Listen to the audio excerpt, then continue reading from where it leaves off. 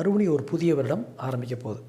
So ஒவ்வொரு வருடம் முடிகிறப்பவும் நமக்குள்ளே இருக்கிற வீரம் வந்து திடீர்னு பொங்கி நான் அதை பண்ணுவேன், இதை பண்ணுவேன், சாதிச்சிருவேன் அப்படிங்கிறதெல்லாம் வந்து சொல்ல ஆரம்பிச்சிருவோம். 90% பீப்புள் வந்து அப்படித்தான். இது வந்து நார்மலாகவே இயற்கை. அதாவது 31ஆந்தேதிக்கு அப்புறம் 1ஆந்தேதி ஒவ்வொரு மாதம் வருது. ஆனால் அந்த டிசம்பர் 31ஆந்தேதிக்கு அப்புறம் அந்த ஜனவரி 1ன்னு வர்றப்போ தான் நமக்கு வீரம் உள்ளேருந்து பொங்கிடுது. எல்லாமே பொங்கிடும். நம்மக்கிட்ட அது இருக்குதோ இல்லையோ பொங்கிடும். ஸோ இந்த வாழ்ந்த இந்த வருஷத்தில் நீங்கள் என்ன சாதிச்சிங்க அப்படிங்கிறத டிசம்பர் 31ஆந்தேதி அன்றைக்கி நைட்டு உட்காந்து நீங்கள் கொஞ்சம் எழுதி பாருங்கள்.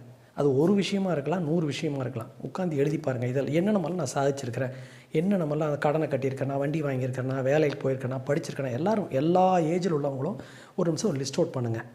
இந்த லிஸ்ட் அவுட் பண்ணதுக்கப்புறம் எதெல்லாம் சாதிச்சிங்களோ அதுக்காக உங்களை நீங்கள் பெருமைப்பட்டுக்குங்க. உங்களையே நீங்கள் விஷ் பண்ணிக்கோங்க.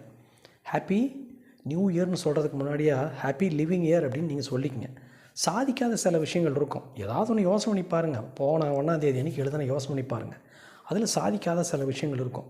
இந்த சாதிக்காத சில விஷயங்களுக்கு என்ன காரணம் அப்படிங்கிறதையும் பக்கத்தில் நீங்கள் எழுதி பாருங்கள்.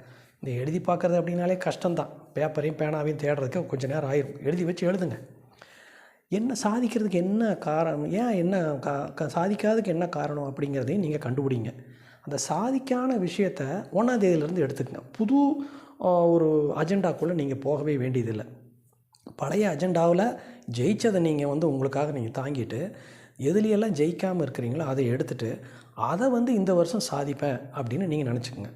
இந்த வருஷம் சாதிப்பேன் அப்படின்னு நீங்கள் நினைக்கிற இடத்துல ஒரு டேட்டை போட்டு வைங்க. நான் வந்து மார்ச் மாதத்துக்குள்ளே இதை பண்ணுவேன், ஏப்ரலுக்குள்ளே இதை பண்ணுவேன், ஜூனுக்குள்ளே இதை பண்ணிடுவேன், பிப்ரவரிக்குள்ளே நான் இப்படின்னு ஒரு டேட்டை போட்டு வைங்க. சில விஷயங்கள் வந்து நம்ம எழுதுகிறப்பவே இது என்னால் முடியாது அப்படின்னு நினைக்கிறோம். அப்படிலாம் ஒன்றும் கிடையாது. எழுதிருங்க.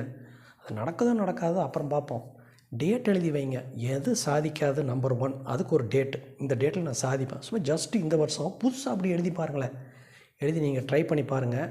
அட்லீஸ்ட் நீங்கள் 5 எழுதுனீங்கன்னா ஒரு 3 விஷயமாவது நீங்கள் சாதிச்சிருப்பீங்க. டெஸ்ட் பண்ணி பாருங்கள். புத்தாண்டில் இன்னும் உங்களுக்கு நல்ல சிறப்பான வாழ்க்கை அமையணும் அப்படின்ட்டு உங்களை நான் வாழ்த்துறேன். Happy new year. மறுபடியும் ஒரு நல்ல வீடியோவில் சந்திக்கும் வரை பை பாய்.